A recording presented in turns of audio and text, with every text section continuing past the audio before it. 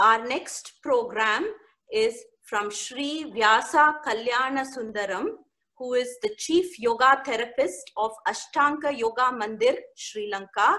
He is also a Chief Yoga Instructor at Indian Cultural Center, and he is a Sri Lanka country representative of S. Vyasa Yoga University, Bangalore, India in Sri Lanka. And he is also the Secretary of Asian Yoga Therapy Association, Singapore. He will be covering the topic, Energize Your Spinal Potential with Hatha Yoga. I now welcome Sri Vyasa Kalyana Sundaram ji to take up the next session. Greetings to all of you all from Sri Lanka, and appreciate the efforts taken by the Vasudhaiva Kriya Yoga of Australia and Asian Yoga Therapy Association. Thank you very much, Mr. Rajendram ji, for your wonderful effort, and my appreciations and thank to Mr. Manoj Thakur ji, and also for Sumana ji, and also for Ms. Kushbu, who did the performance and the teachings. A very pleasantable presentation by Ms. Kushbu from Vyasa Yoga, Singapore. So with those words, nice to see you all. But it will be more nicer if we can all see you on the video on mode than the video off mode. But discretion is up to you.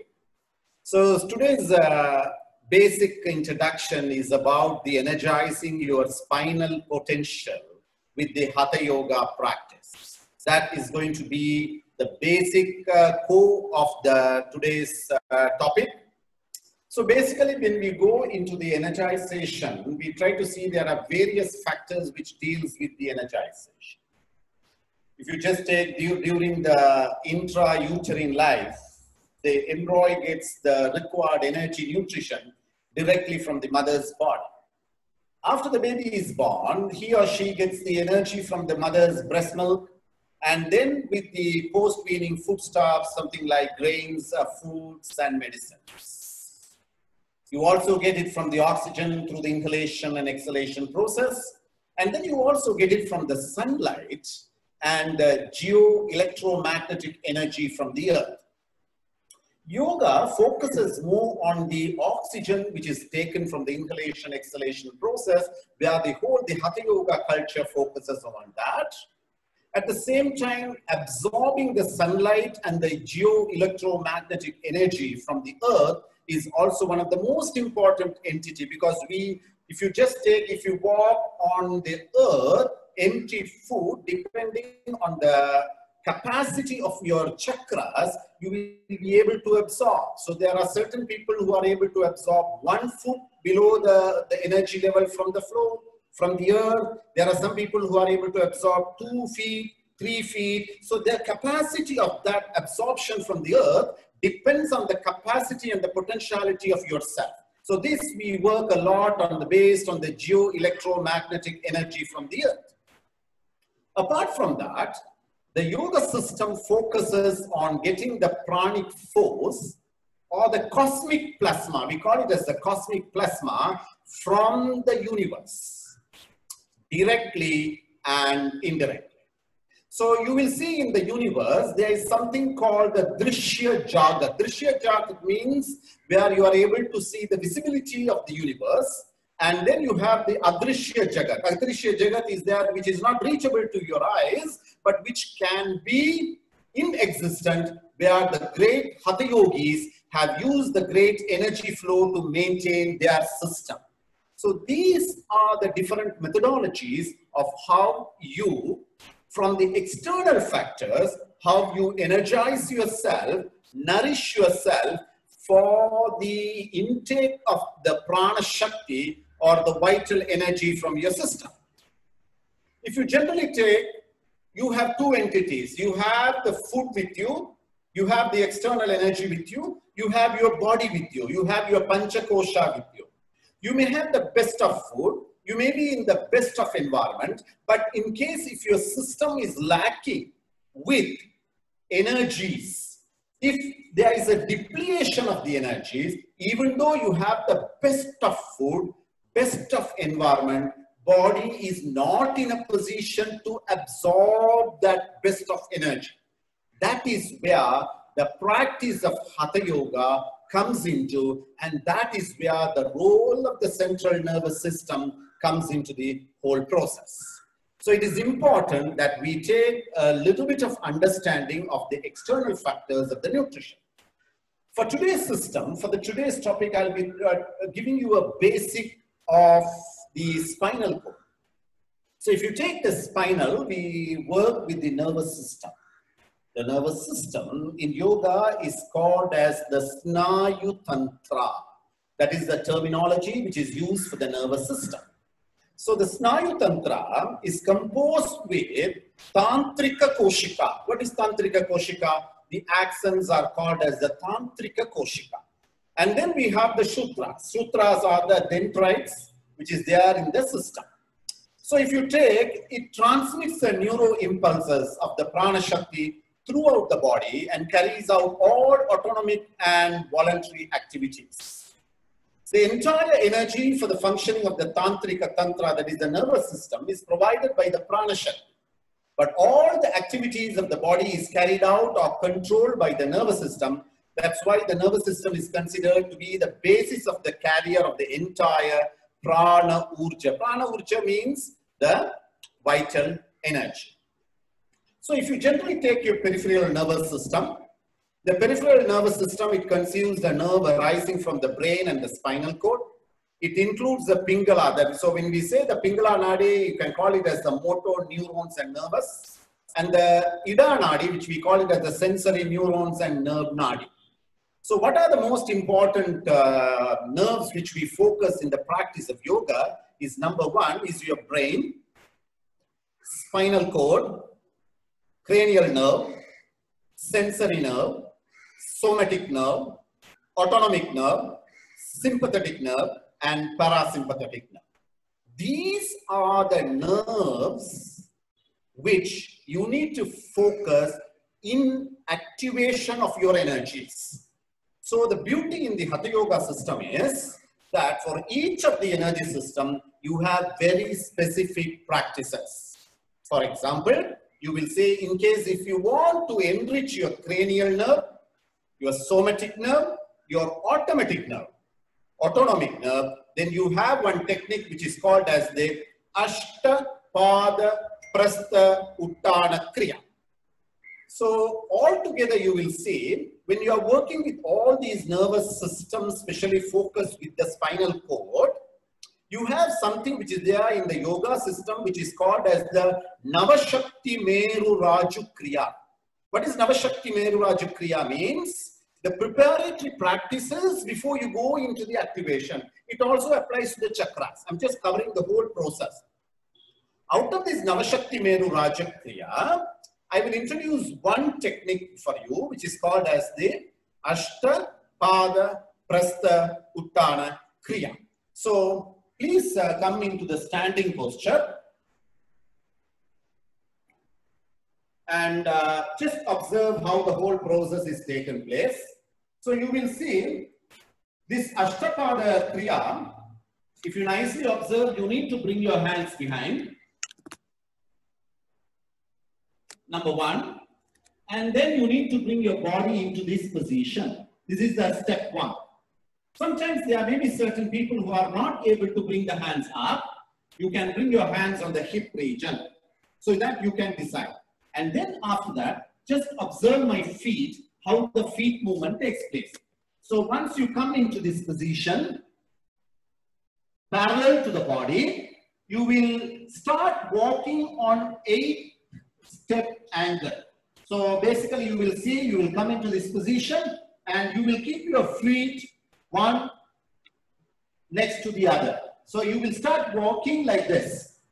In this position, you will start walking. So you will start walking like this in 8 process of angle. So here what is most important is number one, you come like this or you come like this and then you can have some 2 cone or something, or 2 chairs or something, and then what you will do is you will start walking like this. I'm doing it very faster for you. So you will come into this position, and then you will start to do the 8 steps, and then you will come into this position.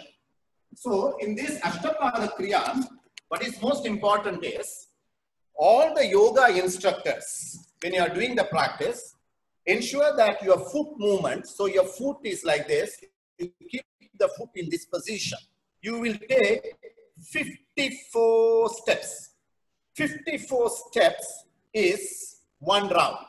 Like that, you need to do 3 rounds of technique. You do it in the morning, you do it in the evening, just do it for 15 days. And you will see when you do it for the 15 days, you will see the amount of impact which has not only on your weight, on your spine. So the whole process of the cranial nerve, the somatic nerve, the autonomic nerve system, all gets into the activation of that practice. Apart from that, we also have another one important technique, which is basically activates the brain, spinal cord, and the somatic nerve.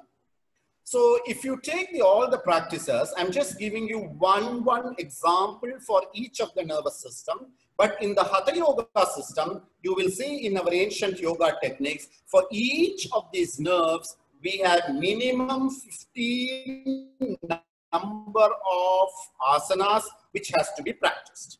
So now for the brain, spinal cord, and the somatic nerve, we do one practice which is called as the Parivritta Pavitra Asana. So you will come into the standing position.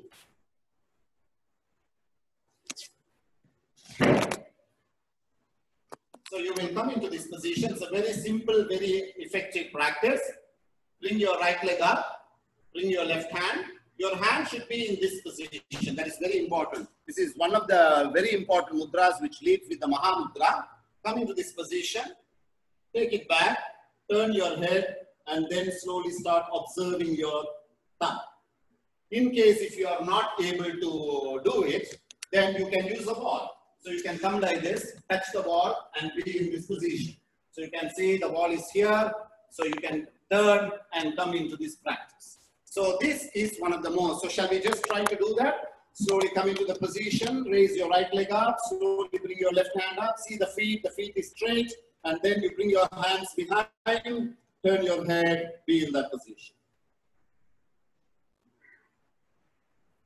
1, 2, 3, 4, 5, 6, 7, 8, 9, 10, and relax yourself. So in this practice, you will be able to know the strength of your balance. We'll do it on the other side, left side. Bring your left foot. Bring it in this position and slowly come up. Hands behind, thumb extended, turn back, observe. You can see the difference of the system's nervous balance. 1, 2, 3, 4, 5, 6, 7, 8, 9, 10. Relax. So this is the second technique. And I'll teach you one of the most important other technique, which is called as the come into the relaxed position. So this is a very famous practice which all of you all know. So bring your feet apart, relax yourself.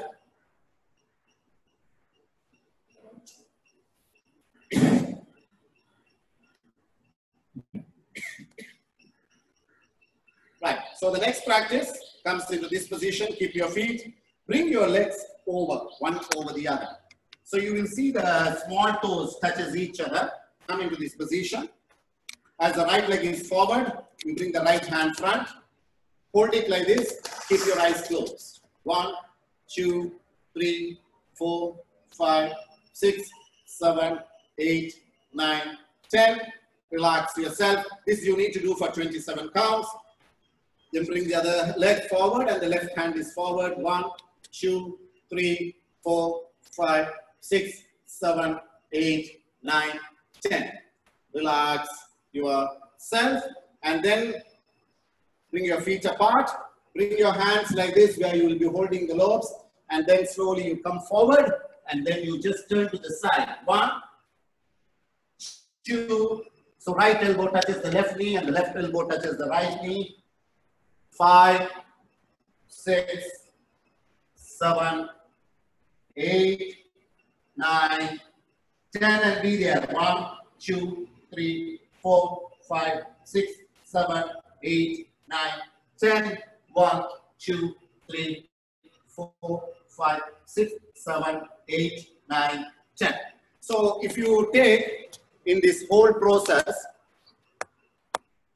you will see that in the Dhuvi Puja Karana, so this whole process is called as the Dhuvi Puja Karana. This Dhuvi Puja Karana has altogether 15 techniques, and I have just taught you 2 techniques on how to strengthen the brain, spinal cord, and the somatic nervous system. And then you will also see there is also another sequence of asanas which is called as the Navashakti Meru Raju Kriya. And in that, basically, if you see, to control or have an influence on the cranial nerve, to have an impact on the sensory nerve, to have an impact on the somatic nerve, we have one asana which is called as the Raudra Asana. Most of you all will be knowing the Raudra Asana, but we'll just do the process for the cranial nerve, for the sensory nerve, and the somatic nerve. In the Raudra Asana also, there are 9 sequences. I will introduce you one of the sequence, how to do the activate the cranial, sensory, and somatic nerve. Please come to the standing position. So you will see, I take a side view, just raise your right leg up, bring your hands in this position very relaxed, create a small hunch like this. So this is a side view. So the most important is that you get the curve. The curve is very important because that is an exact alignment. So come into this position. So we will come into this position. Take a deep breath. Hold the breath, Kumbhaka. 1, 2, 3, 4, 5, 6, 7, 8, 9, 10. Relax. You can go up till the count of 27, 54, 108. And now on the other side. Feet up. Slightly relax. Raudrasana. 1, 2, 3, 4, 5, 6, 7, 8, 9. Relax. So this asana is called as the Raudrasana. So you will see in this Raudrasana that you will be able to activate the cranial, sensory, and the somatic nerves within your system. And you will also see the activation of the somatic nervous system, which is called as the Kayika Tantrika Tantra, is a yogic nerve which is used for that.